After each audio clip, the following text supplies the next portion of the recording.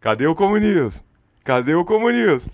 Achou! Olá, jovem! Seja bem-vindo a esse lindo canal, um canal de YouTube. Então já senta o dedo no like, já ativa o seu sininho, já compartilha canal que é fruto do amor proibido de três pessoas lindas. Eu, João, redes na tela, menino Rafa e Dona Nune, redes na tela. E se você quer apoiar esse canal e manter esse canal, vire membro desse canal ou entre no nosso Apoia-se. Lembrando que temos o projeto das bibliotecas populares. A primeira já está entregue, as 5 segundas está indo e tem uma biblioteca nova que o tio vai apoiar também lá na favela da Babilônia, junto com o pessoal da Palestina. Vai ser um negócio pica. Em breve eu falo disso com vocês. Agora é vídeo para vocês.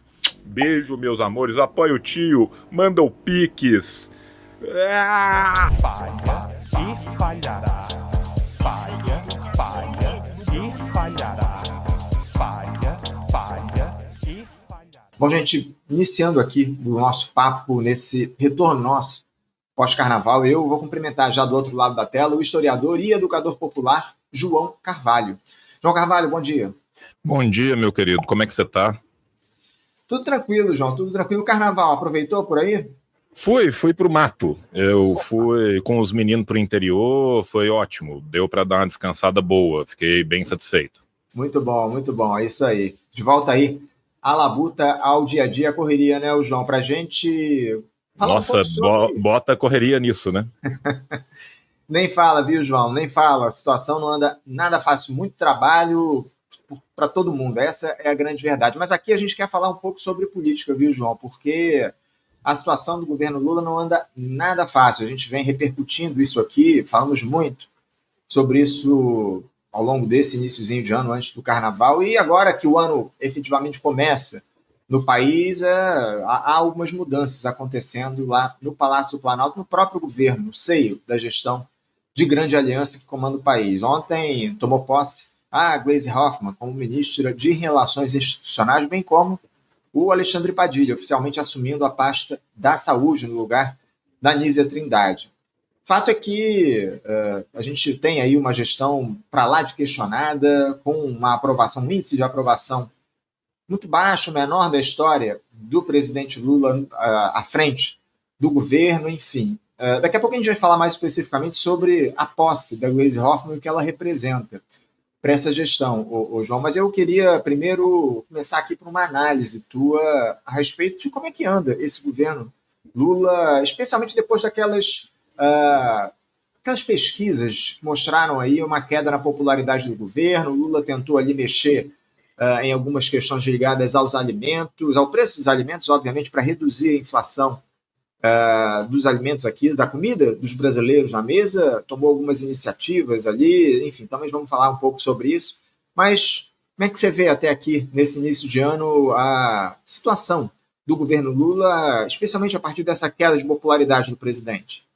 Cara, assim, infelizmente, né, eu gostaria muito que essa queda de popularidade tivesse alavancado outros tipos de medida, mas é o famoso caso do Barão de Itararé, né, de onde menos se espera é de lá que não sai porra nenhuma. Né? Então, assim, o que a gente tem é um consenso dentro, ao menos, né, da cúpula do governo, de que, apesar dos pesares, vão continuar tentando agradar o Centrão, vão continuar tentando agradar a Faria Lima, vão continuar tentando manter uma política conciliatória, e o que a gente está vendo são soluções sendo tomadas nesse sentido.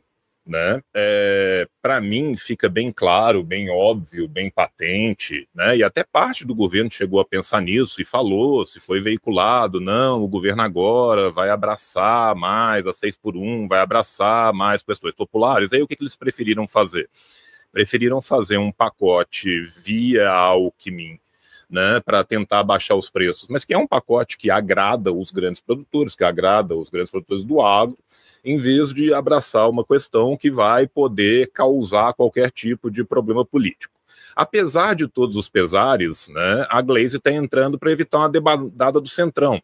Né? Então, assim, quando a gente se pergunta assim, a Daisy vai conseguir resolver o problema político do governo, a articulação política do governo, no sentido de que a articulação política do governo está muito mais voltada para pensar dentro da institucionalidade burguesa diminuta, né, o que pode ou não pode ser feito, sim, vai, entende? Porque basicamente a ideia é essa.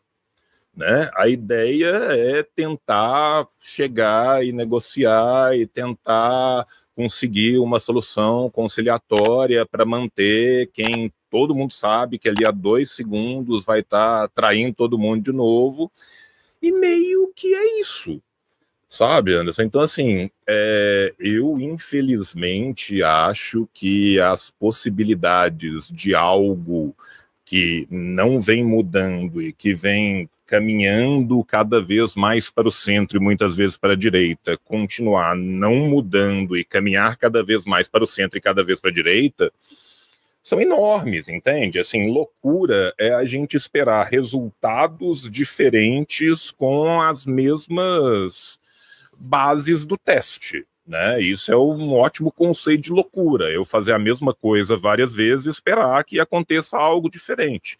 Como a gente não vê diferenças de fato, como a gente não vê um aprofundamento de fato, como a gente não vê uma chamada às ruas, como a gente não vê uma tendência de maior participação popular ou mesmo, né, de se abraçar alguma coisa que minimamente incomode o status quo, a função da Glaze vai ser exatamente a função de ser provavelmente mais hábil no trato político para manutenção da conciliação.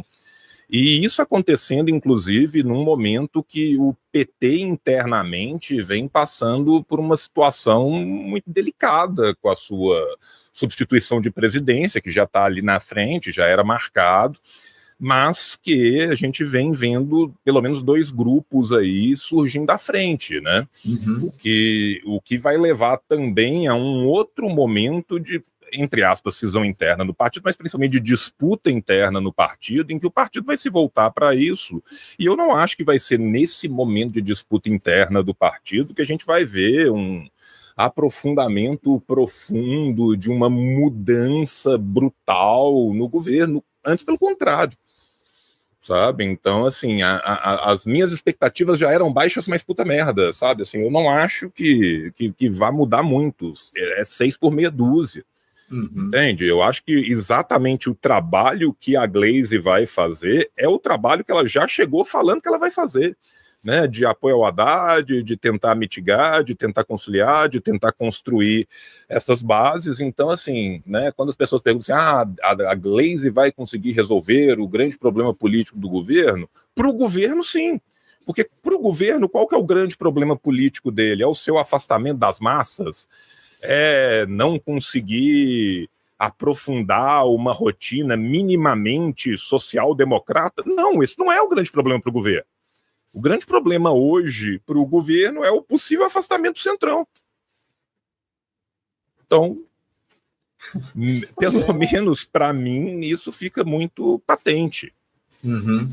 Havia uma grande expectativa, João, a respeito de uma eventual guinada à esquerda do governo a partir da chegada da Gleisi Hoffmann lá às relações institucionais, à articulação política do governo. Mas ontem ela jogou por terra, né? Pelo menos na minha avaliação, as esperanças de quem ainda alimentava essa ideia, né? Porque ela defendeu lá o diálogo com Fernando Haddad, a posição do ministro da Fazenda, em nenhum momento ela, como vinha fazendo, inclusive a época em que era presidente do partido, deputada federal, ela questionava as medidas de política econômica austeras tomadas aí pelo Fernando Haddad. Enfim, era uma voz um pouco mais à esquerda, mas mudou bastante o discurso ao assumir essa posição aí na articulação política do governo. Você acha que é possível que haja algum tipo de disputa, pelo menos dentro da atual administração, o João, com a chegada da Gleisi à articulação política? Porque, como você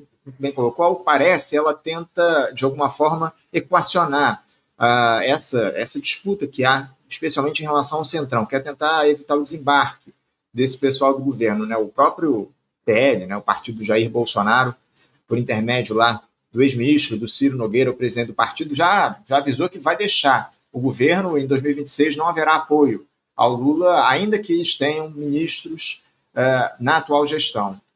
Você acha que a Gleisi é capaz de conseguir, pelo menos, articular para manter os apoios desse dito centro democrático? Na verdade, a gente sabe muito bem que é a direita aqui no nosso país. Esse vai ser o papel principal dela? Nenhuma possibilidade de fato. Eu acredito que esse vai ser o papel principal dela. Eu acredito que esse vai ser o papel principal dela. Para mim, isso está bem claro, está bem patente. E ela própria deixa isso bem patente com o discurso que ela faz ao assumir. Tá? Para mim, o discurso que ela fez ao assumir deixa isso extremamente aberto, extremamente claro. Só não vê quem não quer mesmo. Né? Agora, o quanto que ela vai ser capaz de fazer isso ou não, né? Aí eu não sei, sabe por quê? Porque, assim, a gente tem que entender que o Centrão tem uma agenda dele de se manter no poder, e quanto mais sangue tem na água, mais o tubarão se agita, né? A gente está falando de 2026, que vai ser um ano eleitoral, aonde provavelmente o Centrão vai pensar muito bem para que lado que ele vai. Quem paga melhor, o que está dando mais certo, qual que é a maior possibilidade. Então, eu acho muito difícil, num balaio de caranguejo, você contar com a solidariedade do seu inimigo, né? Balaio de caranguejo é uma maravilha, não precisa ter tampa, porque um puxa o outro para baixo.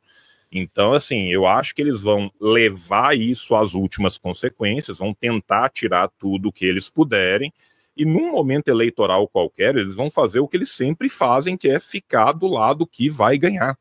Ficar do lado que tem a maior possibilidade estatística, a maior tendência a ganhar. Né? Agora, enquanto isso, já foram os anéis, já foram os dedos, vai ir a mão e os braços. Né?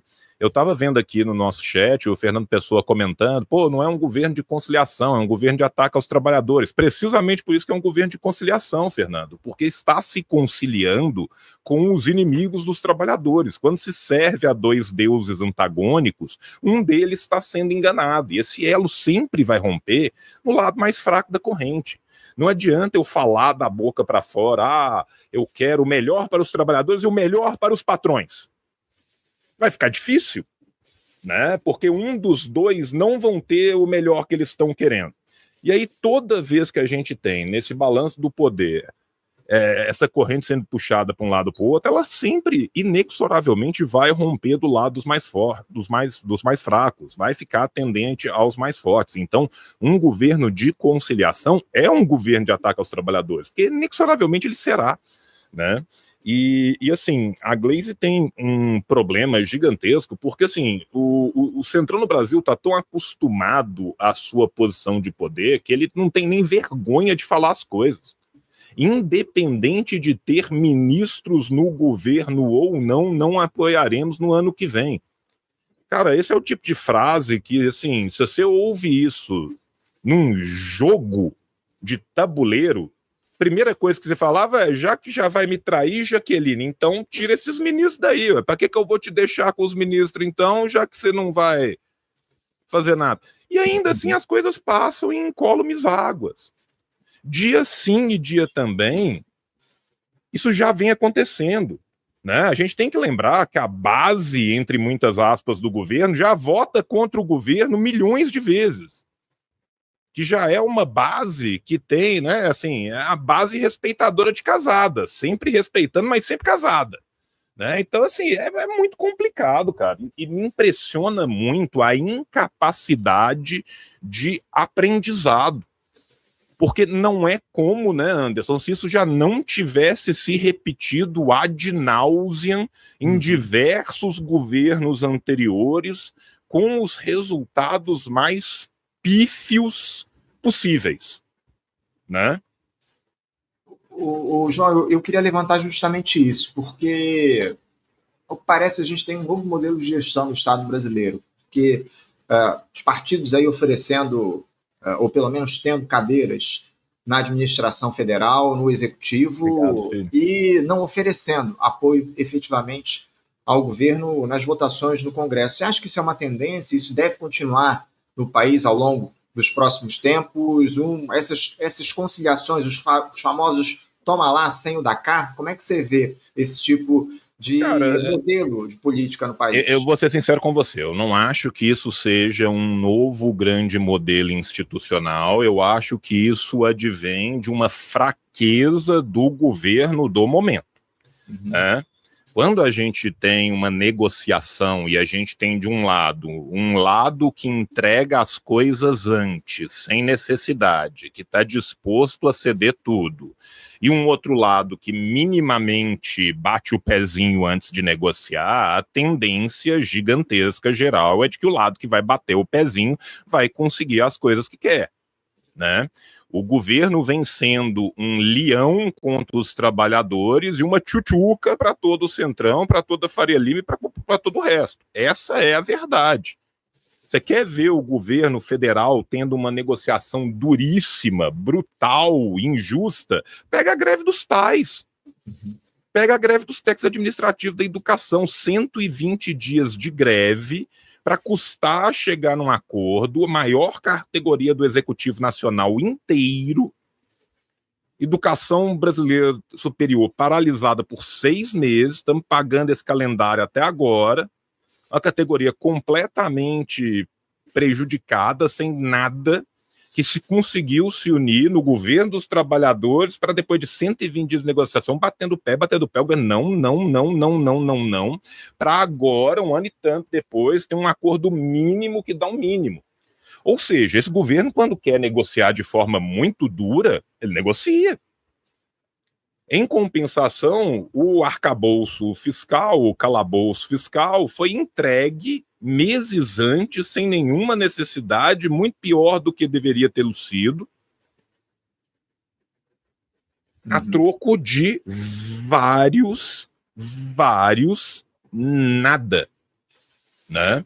Então, assim, a questão não é que este governo não saiba negociar, não. É uma opção, né? Pensa o que foi no governo de transição as ideias da área econômica, pensa no que foi no governo de transição as ideias para retomada de boa parte daquilo que tinha sido criminalmente retirado da Petrobras a preço de banana. O que voltou? O que foi feito de fato na área econômica? Então, nós estamos aqui diante de escolhas, né? Nós estamos falando de um partido que cada vez mais abandonou mesmo as ideias de social-democracia para caminhar cada vez mais para o centro e depois para a direita, que opta por isso. Essa vem sendo uma opção, sabe? E aí, assim, eu vou aproveitar aqui mais uma vez a nossa audiência para levar uma discussão que eu acho que é importante adiante, né? Aí o Joaquim se viu falando, pô, mas é foda, porque o fascismo tá aí à mostra, tem dúvida nenhuma. Agora, fascismo nenhum em lugar nenhum nunca foi combatido eleitoralmente. Fascismo nenhum em lugar nenhum deste planeta jamais foi combatido com servilismo à burguesia, ao status quo. Inclusive porque fascismo precisa de dinheiro. E quem paga o fascismo é a burguesia. Quem se beneficia do fascismo não são as massas trabalhadoras. As massas trabalhadoras são enganadas pelo fascismo e quem se beneficia do fascismo são os ricos e os muito ricos. Então, enquanto o governo decidir estar deste lado e não do lado dos trabalhadores, saca? Eu vou continuar reiterando aquilo que o Joseph Stalin falou. A social-democracia é a antessala do fascismo. Antessala do fascismo. Não precisa achar... Aí tudo vira desculpa, sabe? Porque senão assim, mas eu não posso dar uma benesse para os trabalhadores, porque senão o fascismo volta. Eu não posso dar uma... não sei o quê. Tomás, pelo amor de Deus, fecha a porta, meu filho, para você fazer xixi. Gente, maravilhas das crianças de 5 anos. Né? Eu não posso dar uma benesse para os trabalhadores porque o fascismo volta. Eu não posso lutar contra um ataque às nossas leis trabalhistas porque senão o fascismo volta, porque senão o fascismo volta, porque senão o fascismo volta. A gente é sequestrado por um medo de um fascismo que voltará, enquanto a gente entrega de mãos dadas para este fascismo a administração pública inteira. Sabe, cara, isso é exatamente o que o Alçaí está falando. A narrativa da iminência do fascismo só serve para legitimar a política do mal menor. Verdade. E sabe o que significa a política do mal menor? Quem abre mão da pauta máxima para abraçar a pauta mínima termina sem pauta nenhuma. Nenhuma. Enquanto o governo, tá, continuar a abrir mão de toda e qualquer pauta em nome do medo de que algo acontecerá, nada acontecerá. Esta semana, o Petro teve uma vitória gigantesca na Colômbia porque ele mobilizou a população colombiana. Se ele tivesse cedido, igual o Boric fez, o Boric está conseguindo fazer a volta da extrema-direita no Chile. O Milei ganhou na Argentina. O Milei, gente, não foi representação do nosso passado, não. Foi um aviso do nosso futuro. Então, assim, para mim, fica muito claro, muito mais do que pensar num novo momento da política brasileira, a gente tem que pensar os limites que vão sendo alcançados historicamente de um momento anterior, que começa lá atrás e que agora está descambando no rebaixamento do grau mais alto que a gente já viu. É isso. Vamos lá. Você citou aí a vitória que o presidente da Colômbia, Gustavo Petro, teve essa semana de respeito justamente à aprovação da reforma do sistema de saúde lá da Colômbia, né? Ele conseguiu aprovar numa Câmara onde ele não tem maioria, ele conseguiu aprovar essa reforma do sistema de saúde colombiano. Você citou também a greve do pessoal dos técnico-administrativos que a gente teve aqui no país no ano passado. A gente acompanhou muito de perto, viu, João? Esse processo, conversando com o pessoal da Fazubra aqui constantemente no programa. Enfim, a gente trouxe essa mobilização dos técnico-administrativos muito, muito intensamente no programa. Agora, João, eu queria tratar de um outro tema aqui, eu até citei aqui na abertura, falando sobre essa inflação dos alimentos, né? Porque esse talvez seja um dos grandes problemas que afeta a aprovação do presidente Lula nesse momento. Não sei se é só isso, obviamente, mas é um dos grandes motivos que leva aí a essa perda de popularidade do governo, o preço alto dos alimentos aqui no nosso país. Foi anunciada na semana passada, foram anunciadas uma série de medidas aí para tentar reduzir o preço dos alimentos, em especial retirando aí o imposto de importação de muitos produtos aí do nosso país, azeite, enfim, uma série de produtos. Zerar esse imposto foi a iniciativa tomada e anunciada pelo vice-presidente Geraldo Alckmin, que também é ministro do governo. Você acha que essa é a solução, João, para a gente conseguir reduzir o impacto na inflação dos alimentos, a redução dessas tarifas de importação aqui para o nosso país? Eu vou ser muito sincero com você, Anderson. Assim, eu até entenderia um pacote de choque de curto prazo, desde que ele fosse acumulado com um pacote de investimentos de longo prazo para resolver uma situação estrutural. Isso é uma coisa. Deixa eu falar isso em português claro e não falar em economês, tá?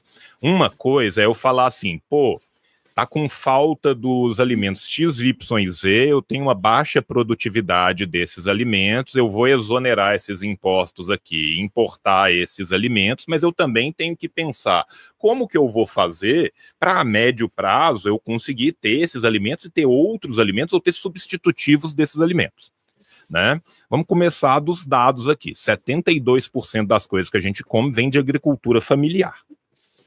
Se a roça não roça, a cidade não almoça.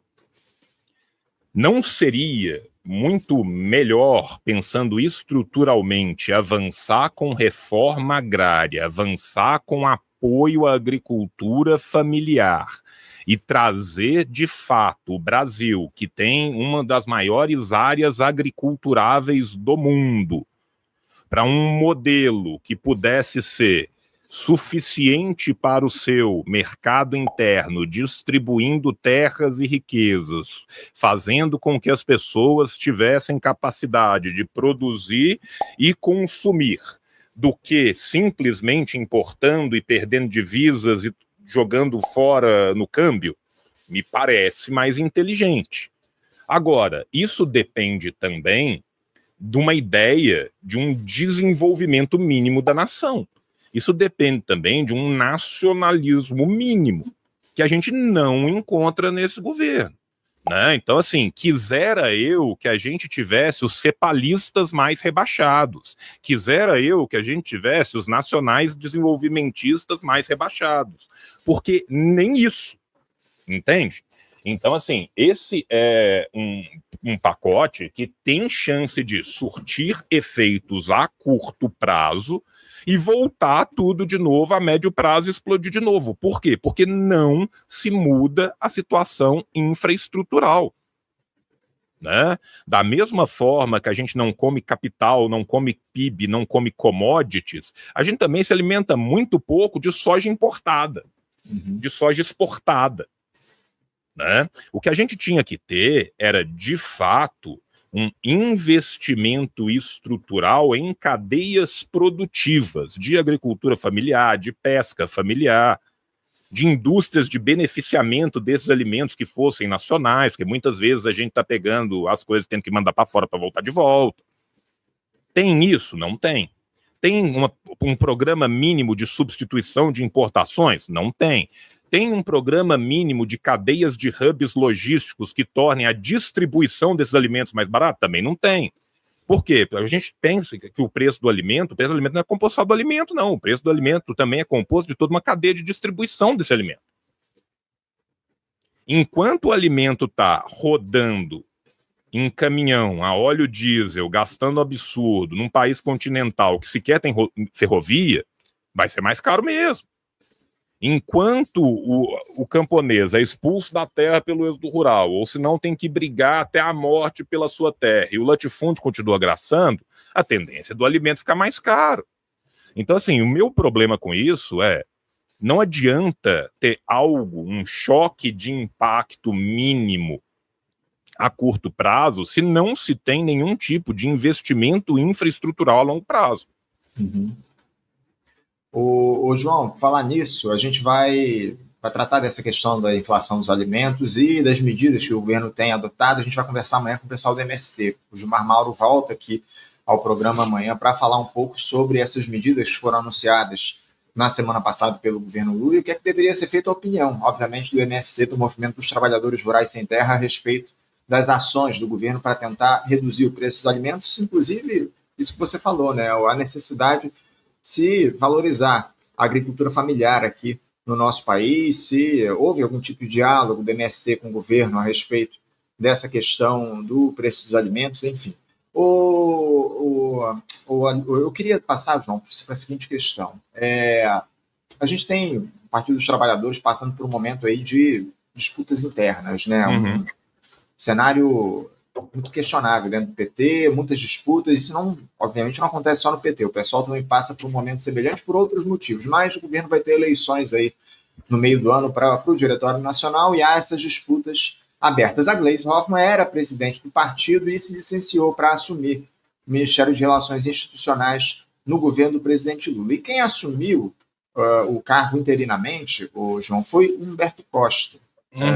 Ele vai ficar no cargo até as eleições que vão acontecer no meio do ano. Isso parece que ampliou ainda mais o racha dentro do PT. Parece que quem deveria decidir o substituto da Gleisi Hoffmann dentro do partido seria o Diretório Nacional, propriamente dito, algo que não foi feito.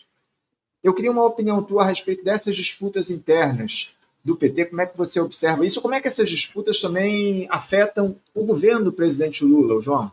Cara, assim, eu vou ser muito sincero com você, né?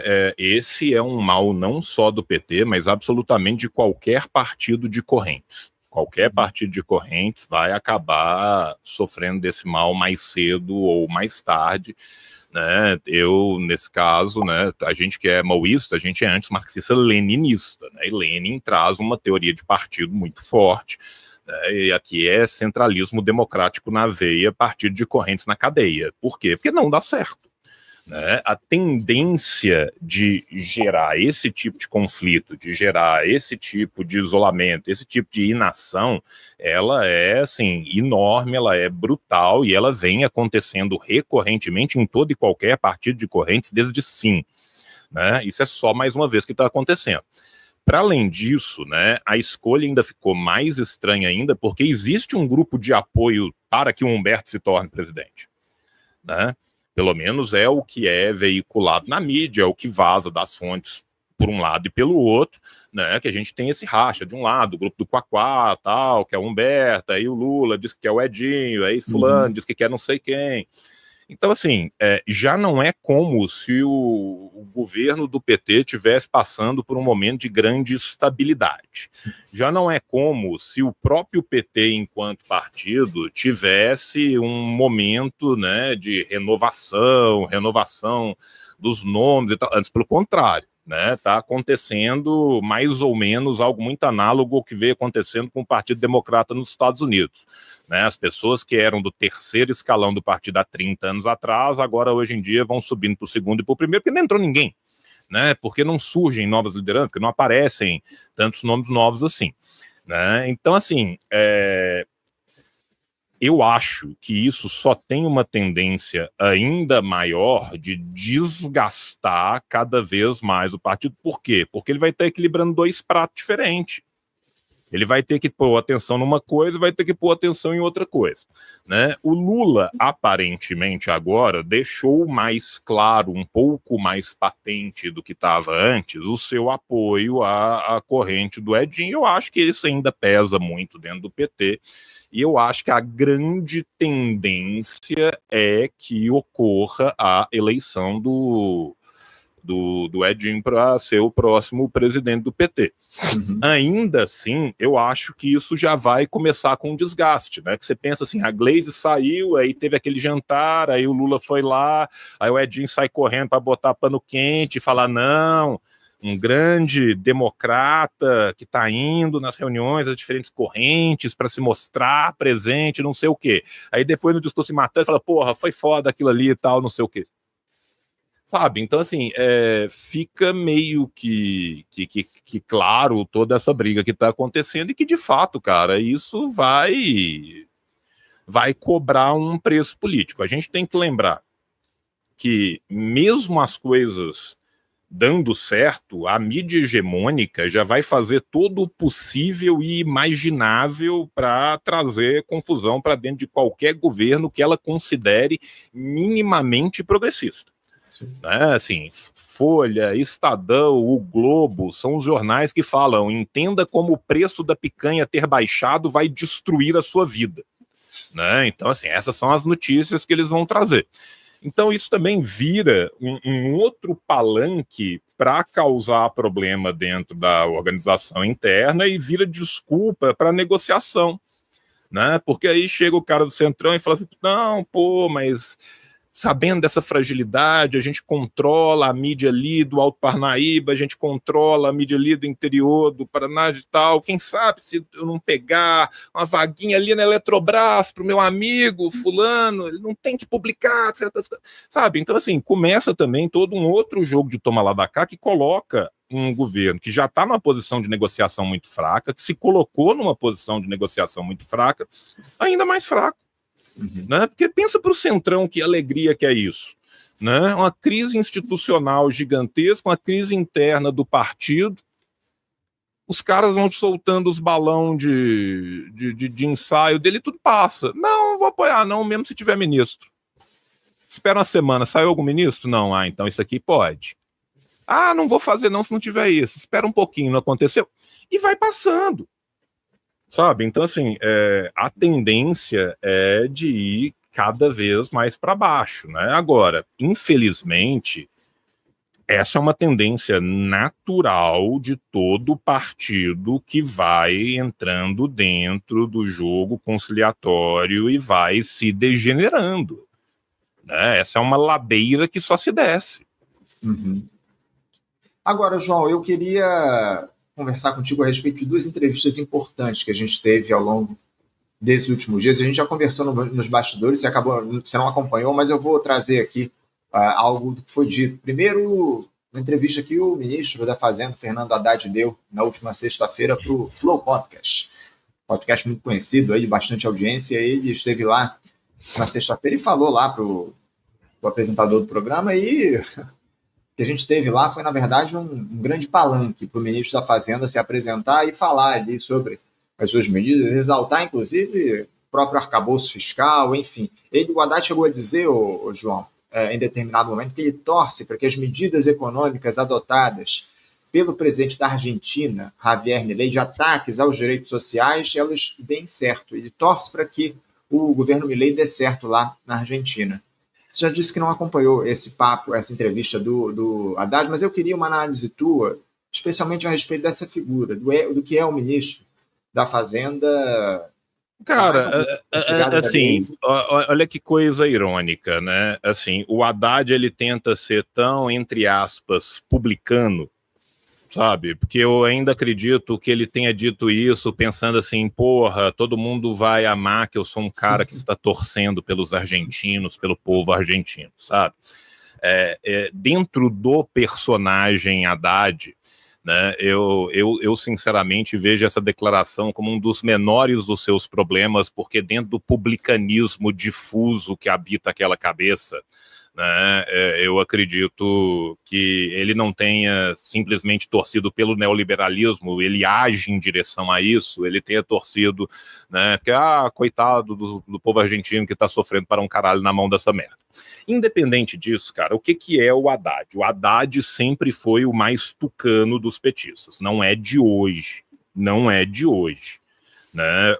Não é que o Haddad tenha caminhado brutalmente para a direita ao longo do tempo, é que o partido caminhou em direção ao Haddad, né? Quando o Haddad entrou no partido, a quantidade de quadros à esquerda do Haddad dentro do partido era gigantesca, e a forma como o partido agia, mesmo muito rebaixado, era muito à esquerda do Haddad.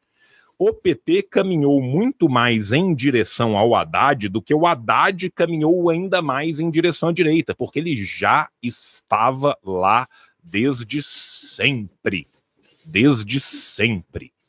Então, assim, não tem como alguém se surpreender com o Haddad, se conhece a trajetória do Haddad, se conhece as publicações do Haddad, se conhece aquilo que o Haddad sempre escreveu e sempre defendeu. Né? Assim, não é nenhuma novidade para ninguém que o Haddad seja o Haddad. O que se torna uma inovação com o tempo é que o PT seja o Haddad. Né? O que se torna uma inovação com o tempo é que cada dia mais o PT se torna ainda mais representado por quem o Haddad é. Venhamos e convenhamos, Geraldo Alckmin está muito à esquerda do Haddad. Muito à esquerda do Haddad. Em matéria econômica, boa parte das vezes, Omar Aziz e Simone Tebet estão brutalmente à esquerda do Haddad. Né? Então, assim, o que esperar? Né? Eu acredito que nada. Esperar exatamente o que está sendo feito. Inclusive, o Haddad é um operador mais servil e mais eficaz para a direita brasileira, para Faria Lima e para todo o conglomerado do status quo, do que foi o governo Bolsonaro. Uhum. Porque no governo Bolsonaro, o Guedes estava sempre ocupadíssimo fazendo day trade na sua segunda tela. O Guedes fazia a sua live com as suas açõezinhas abertas num canto, muito mais preocupado enquanto ele ia ganhar, enquanto ele ia enviar para qualquer paraíso fiscal na América Central, do que com as medidas do governo em si. O Haddad não. O Haddad é servil de coração. Né? O Haddad, nesse caso, é o anti-maoísta, é servir os inimigos do povo de todo o coração. E ele o faz crente naquilo que ele está fazendo. Ele faz aquilo, não é porque ele está enganado sobre isso, ele fez, não, ele faz abertamente, reitera aquilo, faz buscando um apoio que jamais terá, faz buscando uma aprovação que jamais terá, com base num publicanismo e num juspositivismo que só existe na cabeça daqueles que amam esse juspositivismo e esse publicanismo. Uhum. E é exatamente por isso que o Haddad pôde crescer tanto no PT e no governo, porque o governo ceifa, isso aqui é igual um pé de bananeira, perto não nasce nem sombra. Todo mundo que começa a aparecer ou cai para baixo ou cai para cima. Por que o Haddad pode continuar? Por ser um cone, por ser exatamente essa pessoa de um servilismo, de um peleguismo sem fim, que vai estar sempre a favor daquilo que está sendo lhe mandado. Então, assim, para mim, não é nenhum tipo de surpresa, e para mim, certas figuras que hoje são colocadas dentro de um campo progressista expandido, elas mudaram muito pouco ao longo do tempo. Para mim, os dois melhores exemplos disso é o Haddad e o Ciro. A esquerda caminhou tanto para a direita que ela pegou o Ciro Gomes no meio do caminho. E pega o Haddad também. Então, assim, para mim isso é muito mais sintomático de um campo do que é sintomático das próprias pessoas. Essas pessoas e o que elas eram e o que elas defendiam no início dos anos 90 e hoje não mudou tanto assim, não. Ô, João, eu queria falar de outra pessoa aí, uma outra figura pública importante para esse governo, que é justamente a ministra do Meio Ambiente, a Marina Silva, né? Porque ontem ela também deu uma entrevista, dessa vez para o programa Roda Viva, da TV Cultura, onde ela passou pano para o governo. Essa que é a grande verdade, viu, João? Você também não acompanhou esse papo, mas ela defendeu lá o presidente Lula, questionada se ela poderia deixar o governo a partir das disputas que existem. Ela disse que há um governo de ampla aliança, que é um governo em disputa, enfim. Defendeu o IBAMA, obviamente, naquela situação envolvendo a exploração de petróleo na foz do Amazonas, a decisão do IBAMA de barrar essa prospecção de petróleo lá na margem equatorial pela Petrobras, mas passou a defender, acima de tudo, a postura do governo do presidente Lula. Eu queria uma análise tua sobre essa figura, como é que você vê a Marina Silva, e especialmente, João, essa postura que ela adota, ela já tinha deixado o governo Lula numa outra gestão, brigada lá com o governo, as iniciativas que o presidente vinha tomando, aceitou voltar como ministra do Meio Ambiente nessa administração, mas tem sido deixado em segundo plano. A verdade é essa. O meio ambiente, o Ministério do Meio Ambiente, ele de alguma forma tem uma posição meio que secundária diante dos interesses que estão envolvidos nessa gestão. Eu queria uma análise sobre a Marina Silva. Cara, eu vou ser muito sincero com você. Quando você fala assim, a ministra Marina é uma figura importante para o governo. Para o governo, não. Ela é uma figura da política brasileira, ela é uma figura importante da história recente da redemocratização brasileira. Agora, falar que ela é uma figura importante para o governo, ela não é. Figura importante. Mas simbolicamente ela é, né, João? Não, eu sei, eu tô falando assim, ela é uma relação muito abusiva, né? Se tem duas relações extremamente abusivas, né, que a gente pode falar da política institucional brasileira, é a relação deste governo com o ministério dela e é a relação do PT com o PCdoB sempre, né? Tanto que teve a declaração agora que pega a rede de brinde também, né? Vamos acabar com a junção, né, dos partidos para eleição, tal, vamos acabar com esse conglomerado aí, não sei o quê. O Alexandre Silveira é infinitamente mais importante para o governo do que a Marina Silva é. Sim. A Marina Silva, ela tem uma importância que é muito mais simbólica. A importância da Marina Silva é uma importância representativa, né? Eu vou ser muito sincero com você, cara. A Marina Silva é quase que o pouco que sobrou daquela cena de todo mundo de mão dada subindo a rampa do Planalto. Né? Então, assim, a gente deixa, né, a Marina Silva ali num cantinho, a gente criou o Ministério dos Povos Indígenas ali no outro cantinho, tá? Todo mundo é verde. Na reunião tem verde claro e verde escuro. Verde escuro você senta lá no canto e fica caladinho, verde claro você senta aqui na mesa e nós vamos discutir. Essa que é a real. Né? Então, assim, por mais que a Marina fale, né, tal, não vou sair, tal, não vai sair até seja interessante que ela saia, não vai sair até ela puxar demais e essa corda enrolar no próprio pescoço. E se sair, o governo vai lavar as mãozinhas e vai falar, infelizmente não deu. Né? Então, assim, a Marina já teve uma força política infinitamente maior do que ela tem hoje, né? Ela se mantém muito mais simbolicamente do que de fato como uma força política hoje, quanto mais se mantendo dentro de um governo que, assim, cara, em última instância, você tá ali, você tá fazendo, é porque você tá concordando, você entende? Adorei o comentário da Marília ali, a Marina é o papa do meio ambiente, é isso, sabe? É uma representação muito mais teórica, até porque, gente, assim, o ambientalismo da Marina não é o ambientalismo de um Chico Mendes, vamos ser muito sinceros aqui, né? Ambientalismo sem luta de classes é jardinagem. Ambientalismo para representar o Itaú, para representar a Natura, para representar é jardinagem. Né? Então nós estamos falando aqui que já é uma espécie de ambientalismo muito aquém daquilo que nós gostaríamos que fosse, e ainda assim meramente representativo, meramente simbólico, sabe? Então, assim, quando a gente pensa que todas as vezes que vem chegando uma decisão que coloca de frente o interesse econômico do grande capital e qualquer interesse menor, todas as vezes o governo está tomando o interesse do grande capital, meu irmão, não precisa esperar que na próxima vez vai ser diferente, porque não será. Não será. Tanto que o próprio Lula, toda oportunidade que ele tem, ele vai na direção do Alexandre. Ele vai na direção do que o Ministério de Minas e Energia está planejando. Sim. Né? E aí depois ele passa ali um pano quente e fala, não, é claro, mas olhando a letra da lei, respeitando as licenças ambientais e tal, mas vamos fazer. Mas vamos fazer.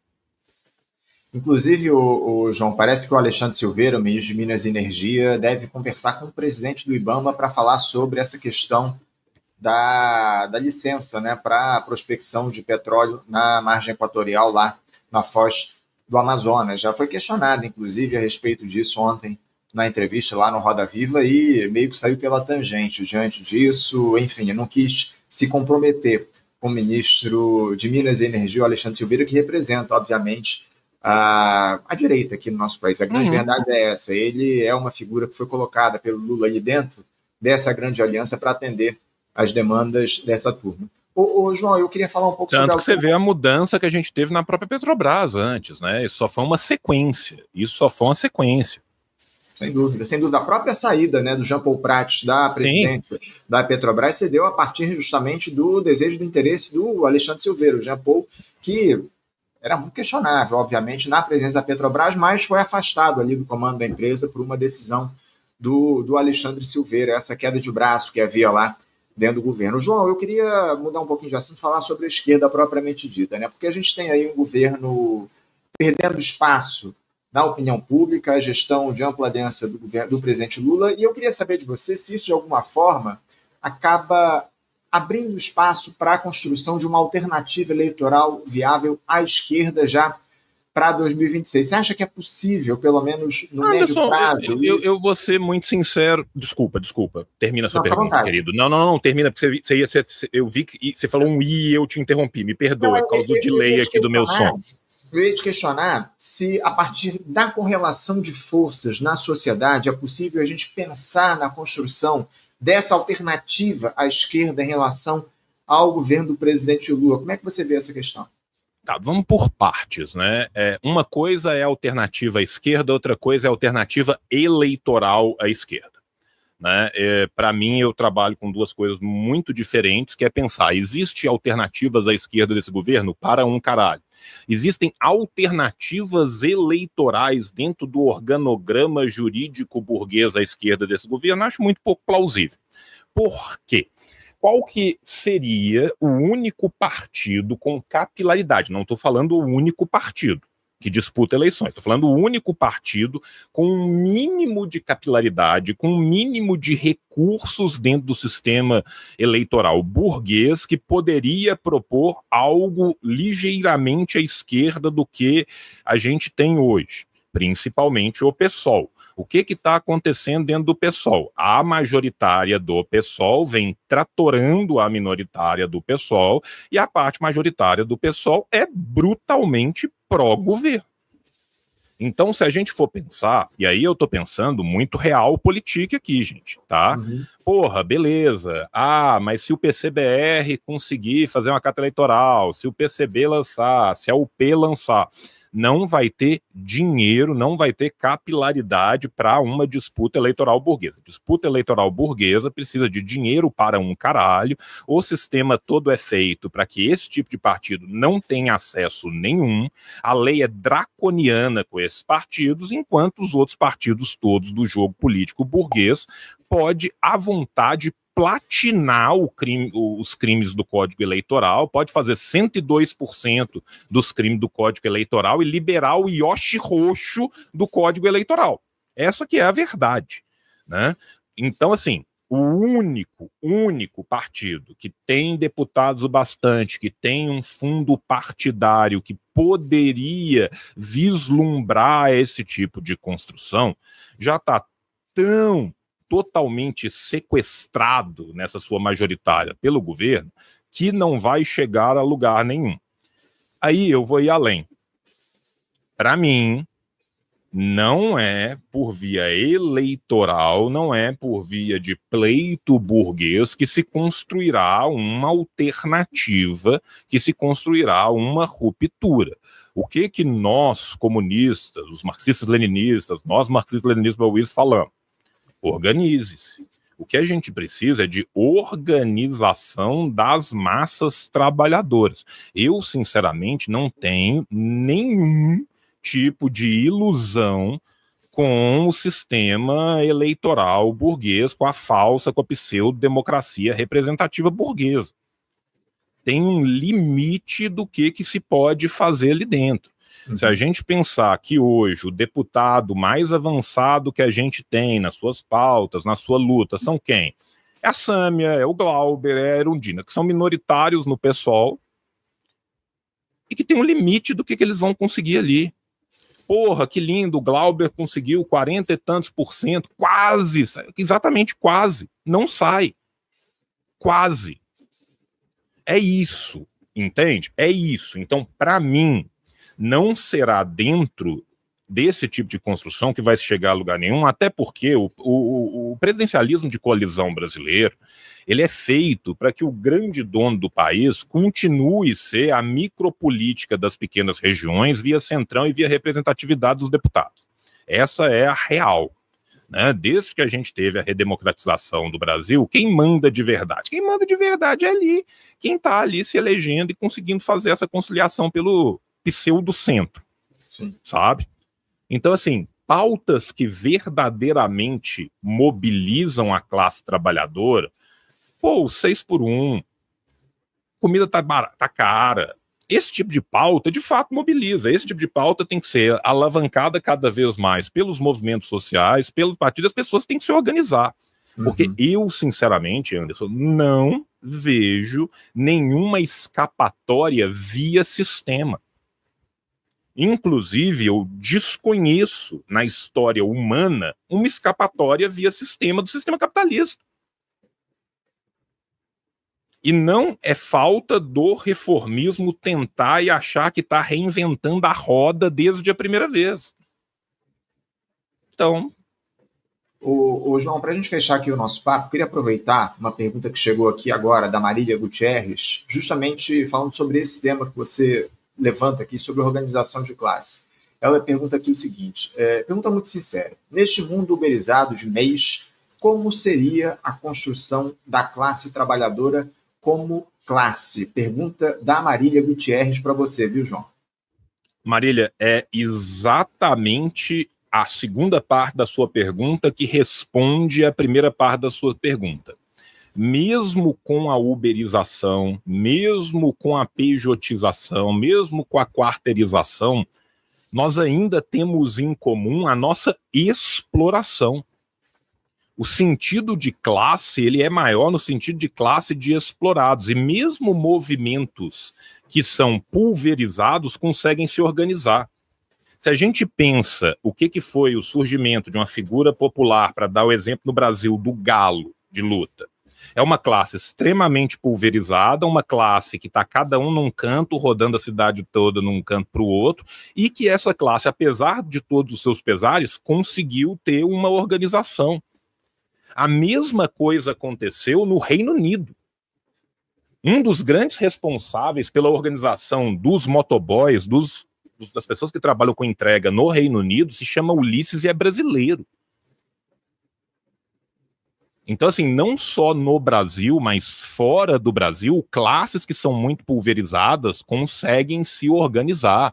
A gente viu o surgimento do Sindicato dos Trabalhadores da Amazon lá fora. Conseguiram se organizar, mesmo muito deles sendo caras que fazem entregas, que estão ali rodando de carro o dia inteiro, e um não conhece o outro. Então existe, para além das ferramentas que vão sendo criadas pelo sistema, algo que é inexorável ao próprio sistema, que é a exploração do trabalho, né? Então, assim, primeiro, eu acredito que a gente tem que reorganizar algumas formas. Por exemplo, a forma sindicato. A forma sindicato foi muito atacada pelo neoliberalismo, caiu muito em desuso, mas a gente vê um novo crescimento de sindicatos. A gente vê gente nova voltando a buscar sindicatos, gente nova voltando a disputar sindicatos. E organização ela vai se dar em todos os campos, né? Às vezes a pessoa fala assim, pô, eu não sei onde me organizar, mas ela não frequenta uma reunião de condomínio, ela não frequenta uma reunião de orçamento participativo. Sabe? Então, assim, existem diversas formas diferentes de se organizar, existem diversas transversais que perpassam todas essas classes, e eu acredito que a gente tem que trabalhar com todas elas. Com absolutamente todas elas. É claro que o modo como isso vai ser operado hoje em dia é diferente do que era na década de 40, é diferente do que era na década de 80 e é diferente do que era há 20 anos atrás. Isso não significa que não seja possível. E exemplos são dados dia sim e dia também dessas novas possibilidades.